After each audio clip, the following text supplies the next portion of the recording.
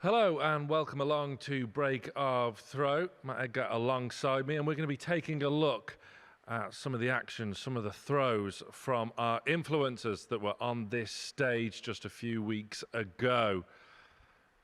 I think you might have your work cut out on a few of these, Matt, but it should be very interesting nonetheless, and maybe you can point a few of these influencers in the right direction.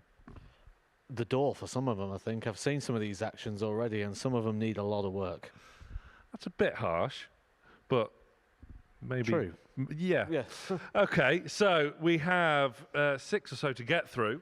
And first up, we're going to take a look at Danny Aaron. Now, what do you make of this? This is exactly what I was talking about in regards to maybe the door would be the best place for this one, because there's so much going on there, isn't it? It's not traditional technique, shall we say, with darts in regards to a starting position, and it needs a complete remodel, doesn't it? There's nothing really workable in there. You can see even in the output of the darts. I think we have to go full camera in regards to just getting the darts in on shot, and we're going to see it in slow-mo, and literally it's chopping, the body's moving. I don't think he's played before. I think he's new to the sport. What makes you think that? I think there's plenty of things in there, isn't there, to suggest. And yeah, I don't think he's going to be taking up darts anytime soon. I don't see him at Q School in the near future. I think that might have just been a one-off. Sorry, Danny, if you're watching. But yeah, there's a lot to go through there. And yeah, Steve West's face kind of tells it all there. Yeah, that's pretty much what my face was like as well when I first saw these clips. And it was like, yeah, there's not really too much to work with. As a bit of a starting point, though, what would you say would be the first thing Danny needs to do? Well, the thing is, it's quite a short list, so itemising it. A lot of the times when I deal sort of with coaching and things with players, it's sort of like we look at up to 3 things as a most. There's the 3 stars and a wish sort of philosophy, where I think the wish there is just start again. Okay, it can only get better from here. Next up, we're going to take a look at Cole Anderson. And it's not as bad as Danny's. There's a bit of something to go on there, although the score there doesn't wholly reflect that, but straight enough. Yeah, it's not far off, actually, to be fair. For someone who hasn't really played much and certainly doesn't play a lot of darts, for me, I look at Cole Anderson, and a lot of it is just alignment. It's just slightly standing in the wrong position. Little turn and rotation of the body means he's never going to be able to truly throw out to the board. And you can see as the arm sort of hooks, and there, the fingers flicking out to the side, not able to get it coming through to the board. And that is just purely alignment. If you look at where he wants to be getting it, he wants to be throwing straight down the line. He's never going to get that with his body position and where he stood on the hockey. There's a couple in there as well that were maybe a little bit snatchy, a bit pulling it to the right a little bit. But definitely something to go on at least, and I don't know, potential for maybe another influencer event for Cole to really kind of kick on. Oh yeah, no, I mean, let's just look at the physique of Cole Anderson as well. I reckon with a little bit of guidance, you can tell a lot by when you look at the physique of somebody. That is someone who looks after himself, someone who takes pride in his training, someone who strives for excellence. And when we look at him and we think, right, if he had a little bit of guidance, I think he could come here and challenge one of these influence events. So, positive signs for Cole Anderson there. Moving on to JaackMaate, who's been a regular here for the influencer events. What do you make of his action? Very deep drawback, isn't it? Very, very deep. And because he comes so far back, he actually comes down the side of the face. And with that, you just see that little rotation at that deep set position of the dart in the hand. Now, if we also look at that hand, look how extended that wrist is, very far back, which means that wrist is going to have to come over the top of that action, which means it is a very, very big release. Now, JaackMaate, I've met him. I've worked with him. I've stood next to him. He is not a small guy. He is very tall. So with that high elbow action as well, that is quite the movement coming over, and you can see the angle of entry of the dart in the board. Very flat. But that's the action. He's doing something here that annoys most pundits, something that annoys us, something so simple. Look at the flights. They're squashed. Just puff your flights out. It's a simple fix. It annoys us when we see those sort of squash flights, not getting the full caption of the flight. It's a very, very simple thing that could really help his game. With the way he stacks his darts, with a man of his stature in height, as you were mentioning, should maybe they be going in a bit more north-facing, if you catch what I mean, rather than kind of stacking them relatively flat? It is never really going to get that due to that wrist having to come over because it goes beyond the natural weight of the wrist. So if I just literally relax my hand, that's the natural weight of my wrist pulling it in. If I go further, I can, and that's what he's doing. He's using sort of muscle to flex and extend and pull back on that wrist, which is just going to have to come over the top. I think of a slingshot. If you pull the slingshot back, the further you pull it back, the more it's going to fire and let go. He's generating quite a lot in regards to that in the arc side of things. So there is going to be quite a lot of sort of movement, and that's got to drop. So you think it's not shooting a gun, we're not firing a direct line, we are shooting on an arc. So because it's gone up so high, it's got to come back down the other side, and it comes beyond sort of level. So JaackMaate at the moment then, the filling in a Danny Cole sandwich, somewhere in the middle between those two. Not a bad place to be, I'd say. Now, we move on to Angry Ginge, who will be very angry after the Europa League final, I imagine. Quite a pacey thrower. What do you make of his action? It's relatively steady enough, you would say. It is, and one of the more unusual stances in the fact that he puts his foot completely flat to the side of the hockey. However, so did Phil Taylor. What a throw to try and replicate. If you're going to copy anyone, why not copy the greatest player of all time? And like I say, very pacey, even in slow motion, looks like it's coming through quite quick. He's had success on this stage. Someone who loves his darts and will continue to practice. He's putting a lot of work into his game. He just wants to play. He wants to play well. And the more I see him, the more I'm impressed in regards to what he's doing on the dartboard. Angry Ginge doesn't bring it down too much either. Angry Ginge took the double out to get the leg on the board in the first one. He's done it again. On the full leg, it's Angry Ginge! Well, we've seen him on YouTube having little practice sessions with Luke Littler, who's obviously no stranger to this stage before winning the biggest prize of them all.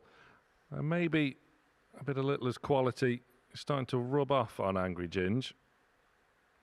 Would you say the best we've seen so far, or is it still Cole? I think it's still Cole because Cole's got a lot of good fundamentals in there. It just needs to be aligned a little bit better. Starting now with the darts ref and Matt Edgar, who is still alongside me here. What do you make of this action?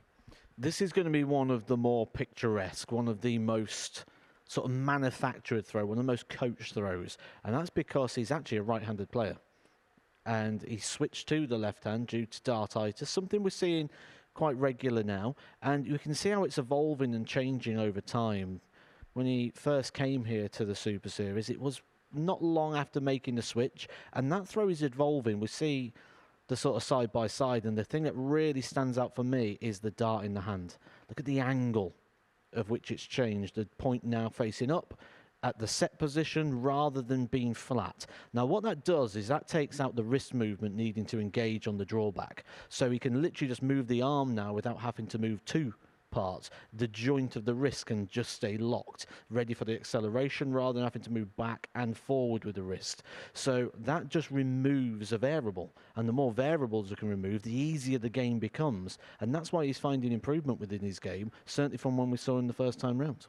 Needs a lot of credit as well to be throwing left-handed as a right armour after that setback of dartitis, which any player on the professional level could find difficult, but to then come in front of the cameras on a stage and throw left-handed and to hit darts like that, then that's really got to be commended. I would say he's probably as good, if not better, with the left hand than when he was with the right. And like you say, a lot of people talk about the dartitis and how it's a psychological problem, but actually switching to the left, he's not got any of those psychological frailties. He's actually getting stronger. So, interesting stuff there with the darts ref.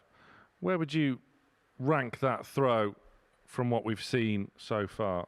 So far, that's our number one. That's our best. And the thing that I really like about it is that throw, that extension of the arm, the fingers completely off the dart. You can really see that V between the finger and the thumb there, which is a good, clean release. If there was one little thing, there's just a little bit of a pop in the shoulder, which is going to make him struggle a little bit with the highs and the lows. But it's very new to him still. I'm sure he's going to feel that out and make the right changes to improve it even further. Yeah, no head movement as well. Rock solid in his stance. It's impressive stuff from the left-handed right armour. Now, finally, we're going to look at Ollie Howard from the Bull Hitters, who won the Influencer Pairs event here. And that looks a relatively nice action indeed, and barring the shorts, looks good all round. Yeah, they're not regulation wear, that is it, the shorts. You won't get away with those on the big That's a stage. DRA fine. It is, isn't it? Yeah. You've got to have the right equipment. Unless your suitcase doesn't come through. We had that with Ryan Joyce recently. He was allowed to play in tracksuit bottoms. But let's pretend the suitcase has arrived. That's not regulation. But what is in there that's also sort of not regulation, or what is very different? Watch this. He picks the dart up. Nothing backwards, really. Just a slight little stab backwards, a slow move, and then it's all on the propel side. Most people will have a drawback. Again, go back to that slingshot analogy. We go back to go forward. We build up that pace. We build up that momentum. This is all on the push side of things. And the release will come normally at the highest point. He starts at the highest point, which means he's got to engage the fingers and he's got to flick at the dart. Most people will throw with the arm or they'll throw with the wrist. He's throwing with sort of the wrist and the fingers to sort of flick and propel, which means he's going to struggle at times with darts dropping low, and certainly the angle of entry could be very inconsistent for him, where he's going to get that dart sitting up. If I was to work with him, I'd look at just purely bringing a tiny little bit of drawback in just to take it off the fingers, start using the arm a little bit more. You're going to find a little bit more consistency rather than something that's inconsistent. Think about the size of the muscles that we have in the arms and the control. More muscle, more control. The more muscle we can get involved in the shot, the better. And certainly if we can go from muscle to muscle. Most people's throw will go muscle to joint, which is why we're seeing a lot of injuries now with darts becoming more popular, the amount of practice people having to do and go and play. He's got a throw that could really be replicated muscle to muscle, which means he would get a lot of control over the throw and could really find a great deal of improvement. So would he be the one then that you could maybe work with, would be potentially the most teachable? Because he's a Super League player himself. He's no stranger to the game, and he practices alongside James Hubbard, who has graced this stage on a number of occasions, former world youth champion, of course. Would he be the one that you could really sink your teeth into and get some improvement out of his game, out of all the influences we've seen? He's got, like say, a level in there already, but I think I'm also one of those people that really like working with the underdog and trying to take someone on that journey. But not Danny. I think Danny's maybe too much of an underdog. Maybe, you know, what's the saying? You can't teach an old dog new tricks. I think He's a young man. He is, but in the sense of this, I think he's at a lost cause in regards to darts. There's a lot of things he's doing right in the world. Darts isn't it. Where would you rank Ollie's throw in comparison then? Where are we ranking him? It's okay, but I see more work that can be done there rather than in the likes of the darts referee. And if we was to run this as a competition, darts referee's taking the gold. There you have it then. Gold for the darts referee. Commendable performance there. But Ollie Howard, I think we'd agree that you could probably eke the most improvement out going forward because the kind of foundations are there perhaps. Coachable. Coachability is a phrase we used to use all the time. Certainly when we picked up young players, I'm talking when I was coaching football, when we'd look at a player, it wasn't just what are their attributes, what are their physical attributes, it would also be coachability. How workable are they? How reactive are they? And I think he would be one of those. I've seen a lot of his videos. He asks a lot of the pros for advice and he's always looking for tips, which really does scream coachability. And I think he's one of those people that would love to go to Q school. I think he's one of those people that would love to go to Q school and be successful. And I think he's one of those that see themselves as more than just someone making content online. I think he sees himself as potentially a player one day. Championship point for Peter and Ollie. And they do it! And the Red Dragon MODUS Influencers champions, Ollie Howard and Peter Wachari!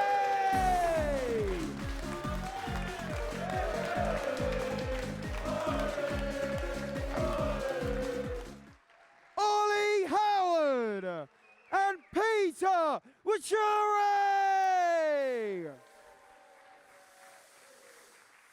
So Ollie Howard then, a name to keep an eye on, and maybe he will be gracing that stage behind us once again. Matt, thank you very much for your company.